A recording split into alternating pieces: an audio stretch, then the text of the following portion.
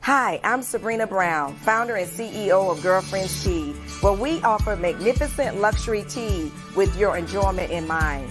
Girlfriends Tea ranks within the top 5% globally of luxury teas. You can visit us at girlfriendstea.com and click on Shop Now, where you receive delicious flavors such as Uniquely Golden, Unapologetically Berry, The Other Bourbon, and the ever-popular Belle of the Ball. Because ladies, we are all the belle of the ball.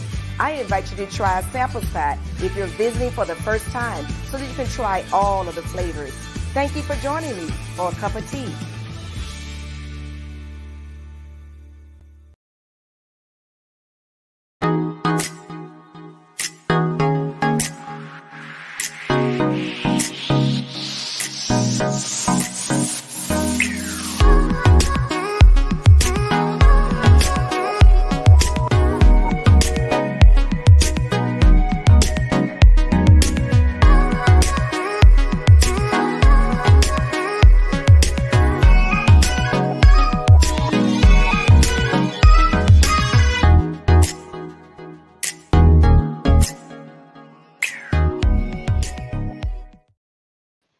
Good evening, everyone. Good evening, followers of Girlfriends Tea.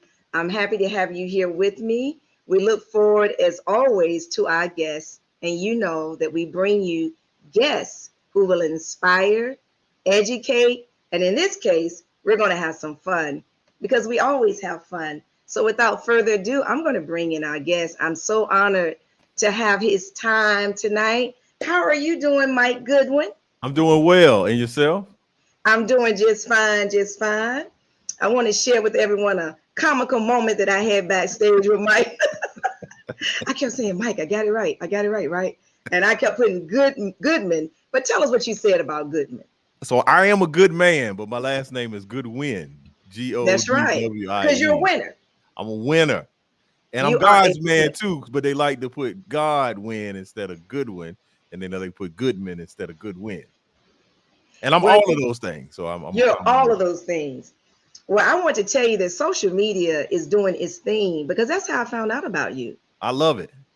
And really, seriously, I don't think it was Facebook. I think it was IG. Okay. And then I just went and Googled you. I went and looked you up on YouTube. I said, he is funny. Well, I remember seeing your comment. You like, hey, I just found you, and I'm so glad I did. And then I think you told me you were in Richmond, and I was like, I'm coming to Richmond soon. Yes. I live near the Richmond, I would say Richmond district, okay. But I live in Virginia Beach. I said, you need to come to Virginia Beach. And I was shocked. I even wrote I did. I wrote him and followed up saying, you didn't tell me you were coming to Virginia Beach. And then all of a sudden I get I think one of your flyers, in my messenger box. And I called my girlfriend and she said, and now she loves a good laugh too. And we both said, we're in. So it was absolutely awesome. I love it. Yes. Well, I do want to find out how you started, but I want to let everyone know that Mike is going to be here in Virginia Beach. So, Mike, you want to tell them about your tour? Yeah, so I'm doing what's called a Big Dad Energy Tour, and it's my ode to fatherhood. I recently lost my father in October. I'm a father, and I've been kind of grappling with the idea of how do you honor a dishonorable man and a number of other issues as it relates to fatherhood. And since I'm a comedian, I said, well, man, let me take these ideas onto the stage. And the idea of big dad energy is I'm a father. And I think it's important to highlight all the wonderful things that dads are doing. Because oftentimes when we talk about dads, it may not be in the best light. So I'm spending time on stage talking about a topic that's near and dear to me, and not only myself, other people. And even if you didn't have the best relationship with your father, you still have a heavenly father that you should have a tremendous relationship, so we can all come out and have a good time. Now, you know what? I say this sometimes for the best. When you start talking about the heavenly father, oh, come on now. Come on, somebody. I mean, God, you know what God said to me? Can I get a pom-pom? Can I get a pom-pom, sis? You do the pom-pom when you hear something good. But he just called me out. So can I get a pom-pom? So that was for you, God, because we just love you, Jesus. Right. Right. I mean, it's just clean comedy. Right. And I love it. There's Joyce, Toya, they're here. The girlfriends are here. She said, preach, preach. Hey. Now, here's what I want to know. I saw where you shared the video, and it was, it's amazing because it takes a good comedian to be able to deal with a very serious topic like dysfunction. Right. I had some dysfunction, plenty in my family. I think everybody has some dysfunction. They're not telling the truth. I won't use the word lie. I'll be nice. They're not telling the truth if they say they don't have any dysfunction, because there is no perfect. Yeah, there's no perfect family. Like my pastor says, and I'm sure you've heard it before, the minute we walk in the room, it's not going to be perfect. The minute we join a church, you leave the church, it's not going to be perfect. It's not because a perfect church anymore, right? No more. But I saw, getting to this question, where you shared about your family's dysfunction when you were a child. Right. And it appears that is where you learned. I don't know if that's where you learned that you had a gift, but in that situation, you use your gift for comedy. I know you've already shared it, but I'd like for you to share it with our audience. Yeah. So Friday night growing up for my family was movie night. It was movie night, and my dad would rent a movie. He's a big sci-fi guy, so we would go and rent a movie. Sometimes he would get a pizza, sub, some type of Italian dish, right? And it just would be a great night. But unfortunately, in our household, movie night was few and far between. The most common experience that we would have is our parents arguing. And I remember a time specifically, because I'm the oldest of three, that my parents got into this argument. And at this time, I'm 8. So I don't have the physical ability to stop the fight. I don't have the mental capacity to have a conversations with my parents to diffuse the situation. And I can just remember at the end of the experience, or at the end of the conflict, my dad, he goes back into his room. My mother goes to prepare dinner for us, because that's often how, they just had an argument, sometimes it would be physical, and then they just go back to regular life. And so I remember wanting to break the tension in the household. And the first thought I had was to make my mother laugh. So I go into the kitchen and I do some silly thing. I don't even remember what it was, but I made my mother laugh. And I made a note to myself that anytime my parents would get into arguments, I would get up and make my mother laugh and address the tension and the uncomfortable atmosphere that had just happened because of the argument. And it worked. My mom laughed. I have 2 younger siblings. They would laugh. And I know I was doing well sometimes, because my dad, if he stayed, sometimes he would leave the house, but often he would go in his room.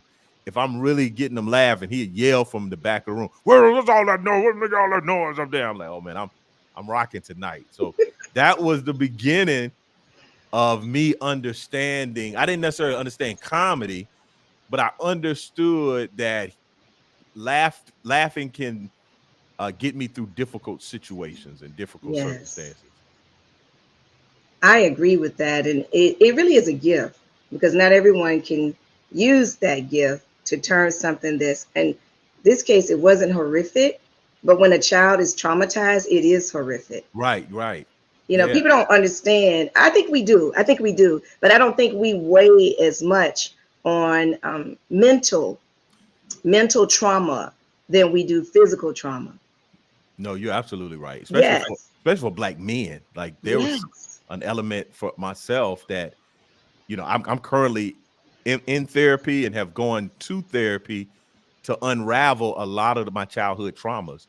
And it has opened me up to just being a more empathetic, sympathetic, loving, gentle, caring man. And I thought I was those things before, but there was still levels and elements of my personality that was yet to unfold, because I was locked up and tied up and tangled up with that 12-year-old that was seeking validation and seeking safety from those arguments that he experienced in my childhood.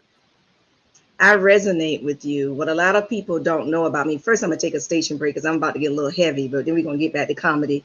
But I want everybody to know that Girlfriend's Tea has luxury tea. Mike, I'm bringing you some this Saturday to give as a gift to your lovely wife.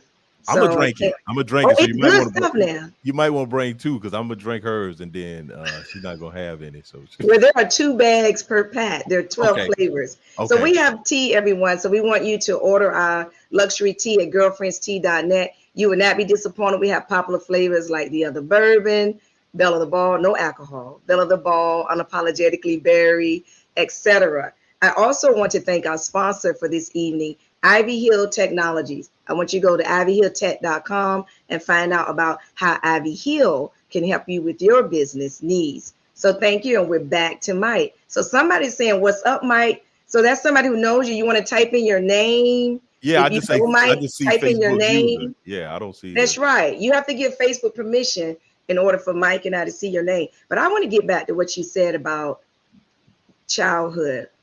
What few people know about me, because laughter, as we know, the Bible says, do a good like medicine. right. What few people know about me is that I know I was abused as a child. My sister and I, we talk about it, but we love them all. And most children who are abused do love their parents, Right. because you're trying to win that love so that, the whippings will stop. Mine was more so verbal. My mother cussed. That's where, I'm sorry, I'm saved now, but that's where it's not where I got my cussing from. I first heard it from my mom, and she was good at it. God knows she get a ribbon. She was good at She it. was a professional cusser. Huh? She was a professional cusser when she got upset. Other than that, she was sweet as pie, sweet as pie. And I got over it, and then I picked it up from somebody I worked with. But needless to say, I was traumatized. Oh, thank you, Joyce, for the best tea in the world. I was traumatized when she would be upset. And I'm gonna tell you what traumatized me more than anything. One of my sisters would be upset with me.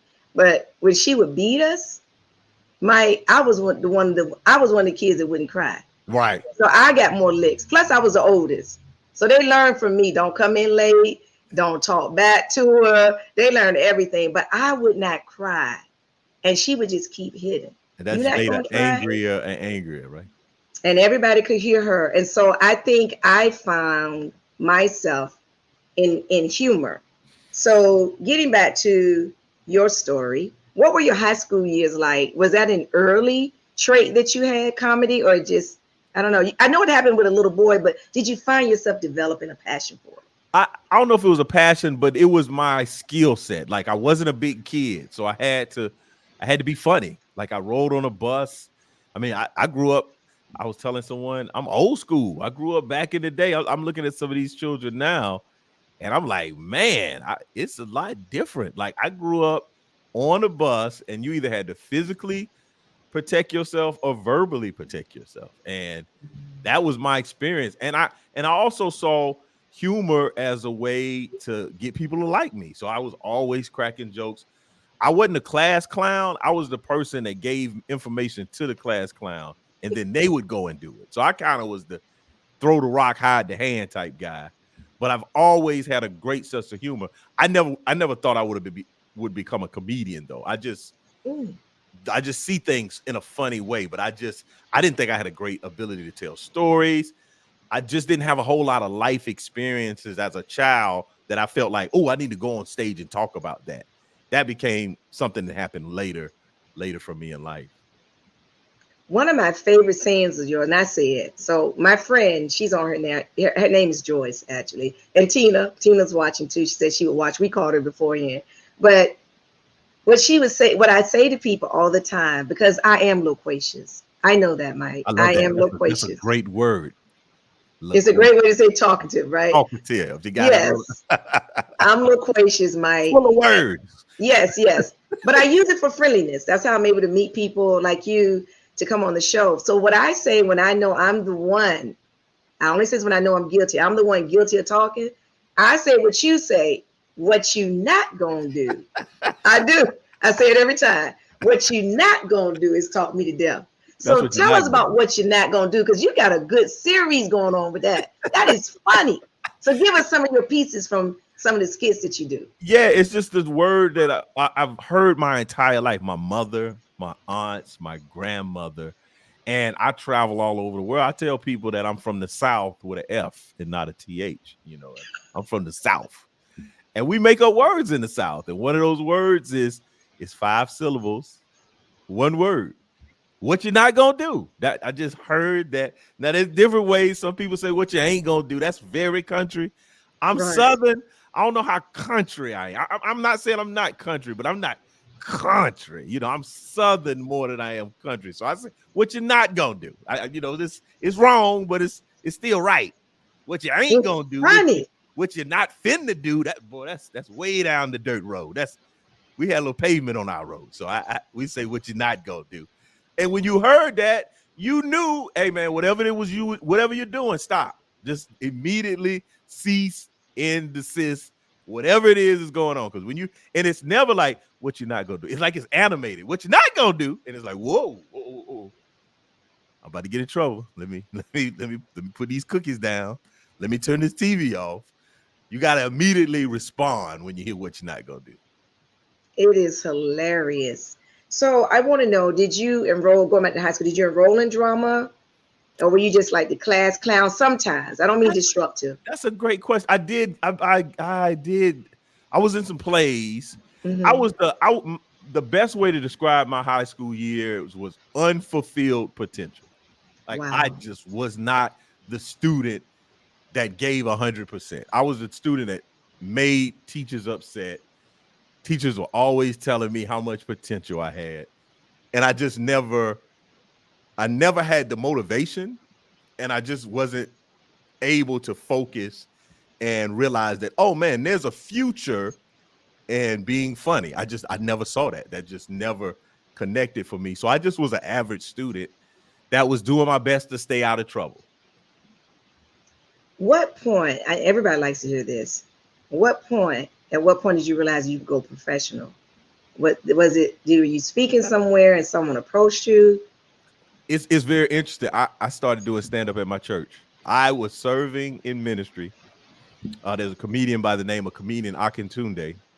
Mm-hmm. He and we were members of we still are members of Right Direction Church International at the time. We were serving in the media ministry. And on the media ministry, you got your headsets on, and I typically would be on the camera, and Ak would be on the mixer. And so I would just kind of run jokes by him. I would say, hey, man, you ever thought about this? You ever thought about that? And he let me do that for about 30 days. And then one day he stopped me and said, hey, look, man, you got some really funny stuff. I'm going to give you 2 options. He said, I can do these jokes, and I'm not going to give you any money for them. He said, or you could do these jokes, and you can get all the money for them. I was like, let me take that second option. I'll go with that second option. And I opened my first time on stage was at a New Year's Eve service at my church. And I've been doing it ever since. Well, I normally do this at the beginning of the show, but we were so busy with that time trying to get my mic. It was me, y'all. He was ready, trying to get my mic and everything going. But I want to thank you for joining me for a cup of tea. Oh. And you'll be drinking girlfriend's tea. You and your lovely wife soon, because I'm going to pray that on you, that you'll love it. You're going to bless me, because I've never had luxury tea. I've had regular tea. I've had sweet tea. I've had unsweetened tea. I've never had luxury tea. I don't even know if I'm about ready for some luxury tea. I love it. You know what? You have a nickname that I absolutely love, where you wear bow ties. So I thought you could wear the bow tie tonight. So you don't have the bow tie on. I don't. But I am the bow tie comedian. I will have one on at the show this week. Well, when I come to Virginia, I'll be at Virginia Beach, and I'll be in Richmond the following day. Matter of fact, Bernard is on the live. He's going to be in Richmond with me. That's probably the one who said, hey, Mike. Yeah. That's the one who knows you. Laugh therapist. Okay, what? Oh, I know Bernard. I told you I knew him. Remember I mentioned you? Yeah. So you're talking about my Bernard. I'm talking about your Bernard. Yeah. I love him and Trish. Well, I can't wait to see him. Virginia Bernard. Yeah. I cannot wait to see him. So people can follow you on IG as Bowtie Comedy. Right. So I have that here. And then they can follow you on Facebook as comedian Mike Goodwin. Correct. All right. So we got it all going for Twitter. You. Anywhere you can see me, you can find. You can even follow me at Walmart if you see me there. Just pay for my stuff if you.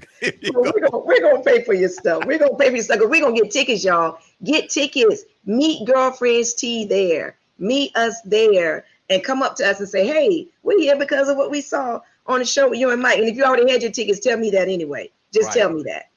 So what are some of the challenges with being a comedian? I mean, I know you don't always feel like being funny, but you have to. So it becomes rote, or do you?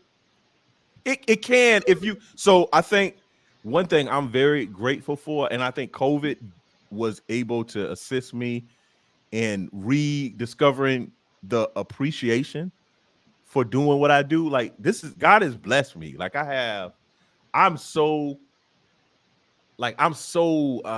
overwhelmed sometimes that this is the life that God has purpose for me. So I don't take it lightly. I'm so grateful to get in front of an audience. Matter of fact, before I get on every show, my wife texts me. She tells me to have fun and bless the people. And that's how I keep a great perspective, because there's some times where you can have fun and the people aren't blessed. There's some times that the people are blessed and you're not having fun. I want it to be a win-win scenario where I'm having a great time and the audience is being blessed. So I think the challenge is to fall into the trap of entertainment. Entertainment is so me-centric. It's so selfish. It's so about Mike Goodwin, bow tie like it's so eyes on me, and I really have to be diligent to keep in mind that God's given me a gift, and my gift is for people. So I'm just the vessel that He uses to bless people. And when I keep that in perspective, the things that seem like a challenge don't seem as big of a challenge anymore. Do you find friends? And since you told me that you know Vernard, I'm going to say this because Vernard, I have a wonderful look. I haven't run it yet, Vernard, but I'm gonna do it. This was in the days of my Zoom days, Okay. and Vernard did not know that I was recording. So I was, doing like I was doing with you, basically getting ready, just talking up a storm. And you should have seen Bernard. He was like, when I would ask him a question, he didn't know when I played it back that I could see him. It was so funny. He was, and then when I came back, he would just be like, okay, I'm ready. So it was hilarious. It really, really was. That must be Bernard right there saying Sabrina. But that thing was funny. And Gerald's on here. I showed it to Gerald. She said, don't play it. Gerald, he gave me permission, so we're going to play that. So for sure, do you find, like me, I've run some by Bernard. I'm going to be running some by you. I want you to do one of mine that night about, what you're not going to do is talk to me deaf. But do you find friends, you like running their script? Do you get tired of that? They're running their skits or scripts by you say, No. I do not. I don't get tired of people asking me to take a picture. I don't get tired of people wanting me to listen to their joke, talk to their nephew, talk to their cousin. I'm grateful for it all. Now, I'm going to hear it. And here's the thing that is important to realize about me specifically, and maybe other comedians. I laugh at everything. So sometimes people will be like, "Oh, I made the comedian laugh. I must be doing something." And I'm like, "No, I just laugh. Like I laugh at bad jokes. Laughter's free. So I'm going to laugh, even if I don't necessarily think that's the best joke of all. I'm gonna sow a laughter seed. My pastor talks about sometimes people need to sow a shut up seed. I sow laughter seeds. Sow a shut up seed. I'm not asking people to do that. So no, because when people didn't ask me those things, I wasn't making any money. Nobody knew who I was. So the more successful I got, what's the profit? Oh, we can't quote profit. P. Diddy. We can't do that anymore. But you wrong. There was an old scripture on him I used to say called "The more money, more problems." I think that would come across. But no, I do. People do, but they I think it's a level of like respect. They were like, I don't really know what the joke is, but you can take it and do something with it. So I think that's the spirit in which people come and ask. Now, what does aggravate me is if we're having a conversation and I say I'm a comedian and they say something funny, make me laugh. Make me laugh. Say something. Come on, funny man. Say something funny. And I'm like, hey man, I don't come to That's your funny. job. I don't come to your job. I was gonna meet you at the gym and you tell me you an accountant. I'm like, count. Hey, let me get count this money in my pocket right here. How much money is this? Tell me the money. Count it for me. So that's the only time I'm a little like, come on, man. If you spend any time around me, I'm gonna make you laugh. I'm gonna say something funny because I'm just organically funny.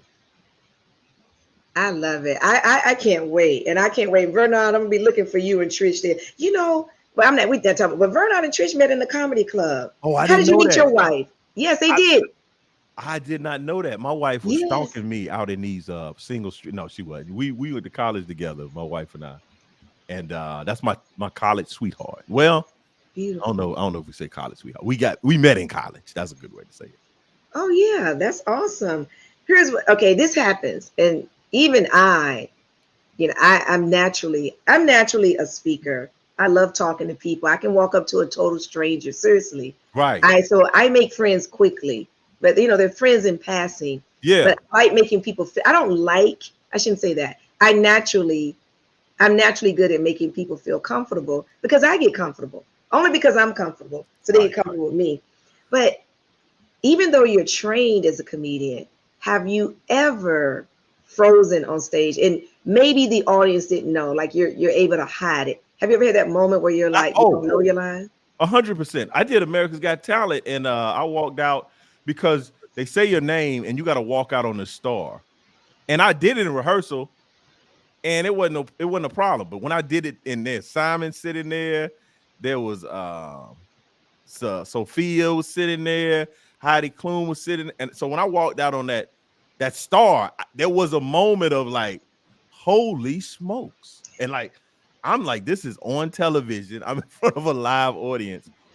And I did have I kind of got a little lightheaded in that moment, but I pulled it together. I got it because they start off by asking you like general questions like, hey, what's your name and where you from? So but in that moment, it got on me a little bit. I was like, woo, this is serious. This is a big deal. So yeah, even not, I've had moments where I've not like frozen for a long period of time. Like it felt long to me, but the audience would probably say, oh man, I didn't notice it. So that's how it feels longer probably in my mind than what the audience may experience. And there are also times where I'm actually in the comedy set trying to figure out where am I going to go from the joke that I'm currently in to where I'm going to go. So I've had a blank and have just kind of started talking about stuff like, hey, this used to be an old school technique where people say, if you see a comedian like, hey, give it up for the ladies, like this in the middle out of nowhere, either they're not doing well or they're trying to remember the next joke. Like they like, hey, man, this is a good looking crowd, man. Give yourself a round of applause. Like, hey, what are you doing, sir? Like, you're supposed to be telling some more jokes. So anytime people like, man, y'all having a good time, man. And I do that. I do that even when I don't lose my place. I just kind of, if there's a little moment in the show, I'm like, yo, I'm checking in with the audience. Y'all doing good? Everybody's okay. Just want to check, see how y'all doing.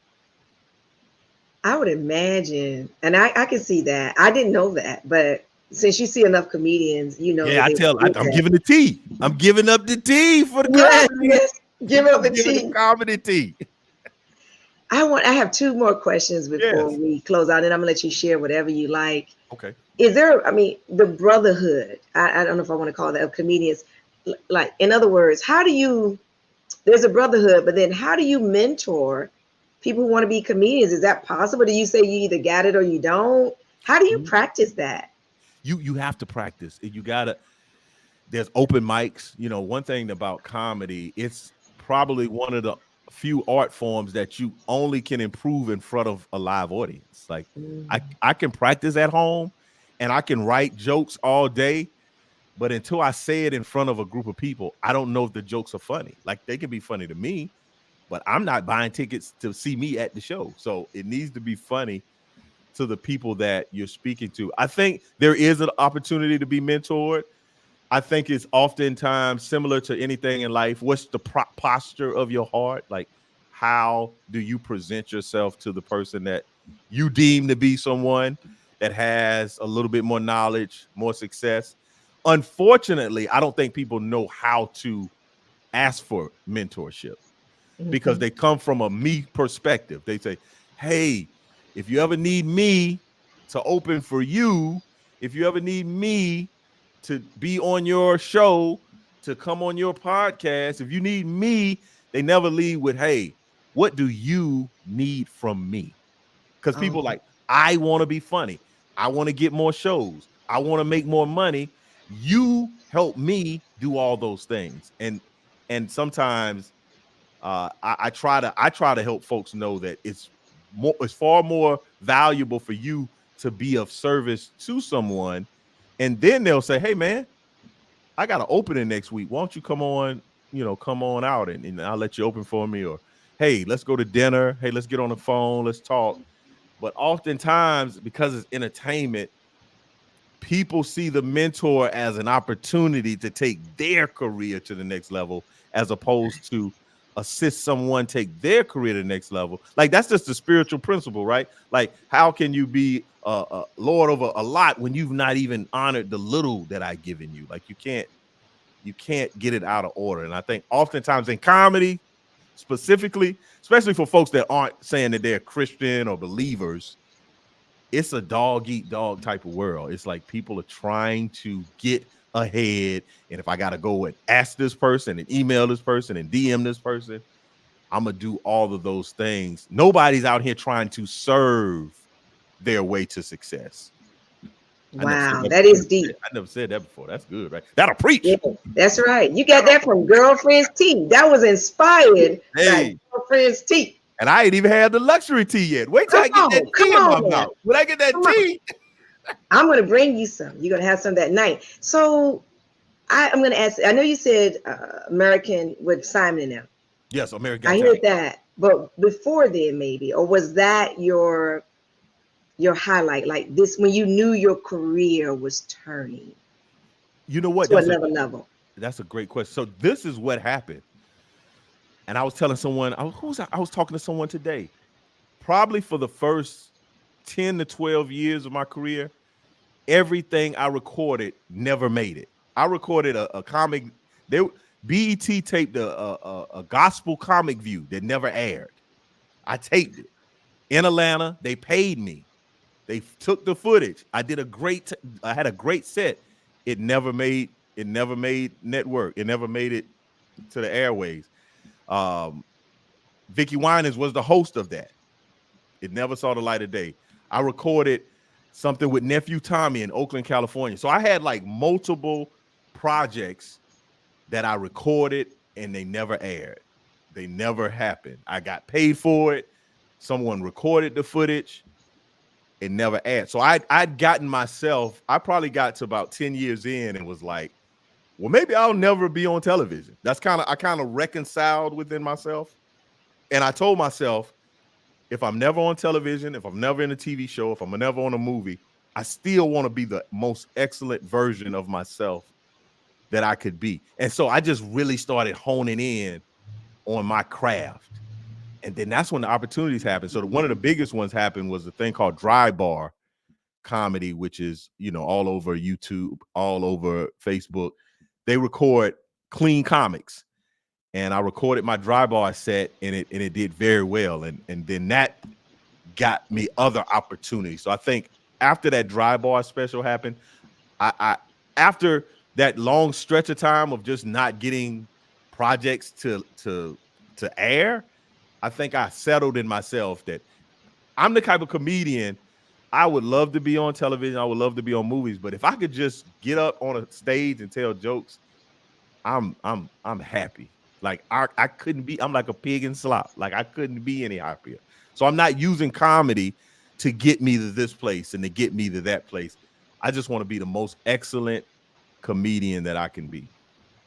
And God honors that. And he blesses us for that. It's okay to want that, but it's better to be humble and just enjoy what you do. Because when we enjoy what we do, it shows. It's just naturally us. Right. It's just naturally us. So I've enjoyed. I'm going to have you back, Lord. Lord willing, if you agree.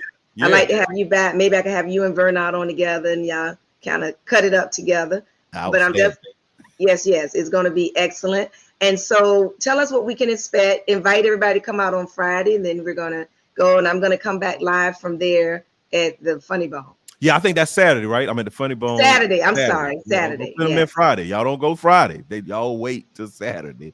And it's going to be a good time. Just think about the type of comedy. I got the type of comedy you don't need to take a shower after you hear me. You don't have to go and walk up to the altar Sunday morning. You don't have to get in your car and say, Lord Jesus, forgive me. This boy got up here and said all kind of foolishness, all kind of shenanigans, all kind of antics. I call what I do is refreshingly funny. If you want to just come out, laugh, and I'm funny. I'm not even talking about, oh, he was because when people say they Christian anything, they're like, he's straight, No, I'm trying to, like Steve Harvey used to, I'm trying to tear your mouth out with these jokes. I'm trying to make the paramedics sit in the lobby. I want somebody to get carried out on a stretcher. So I'm gonna have a good time. And you're not gonna have to be embarrassed. You're not gonna have to think about it. And I'm also not trying to sway you over to my opinion. I'm just gonna tell y'all what I think, and it's funny. And I'm not gonna talk about things to try to split the room and these people do this and those people do that and this people do this and you looking at your neighbor sideways because somebody said it. Wives and husbands and no, I want 100% of the people that's in the room to laugh. That's how I write my jokes. I want everybody, liberal, conservative, libertarian, green party, yellow party, blue party, whatever, whoever you are, come one, come all, if you want to have a good time and laugh on our Saturday with me. Well, I think that is a good segue into the ending because you know what? I'm coming. You're going to see me with this.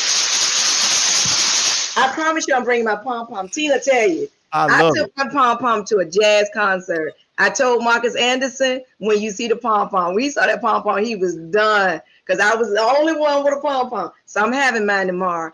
I so enjoyed this. I look forward to tomorrow, number one, and then having you again, of course, finding out how your wife loved the tea. But Joyce loves clean comedy. I love clean comedy. We all love clean comedy. And I'm just so looking forward. And again, I want everybody to know how they can reach Mike Goodwin. He's Mike Goodwin. He's a comedian. Just go to MikeGoodwin.com. MikeGoodwin.com.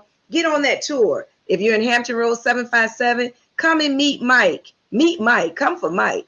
But if you know me and just want to come for me, come and join me. Come and join me and have a good time and laugh along with Tina. But we're going to be there for you, Mike. I appreciate it. I thank God for you. I thank you for giving me the time to have this interview with you because I know you're on a tight schedule and we'll be in touch. All right. I love it. Okay. Talk soon.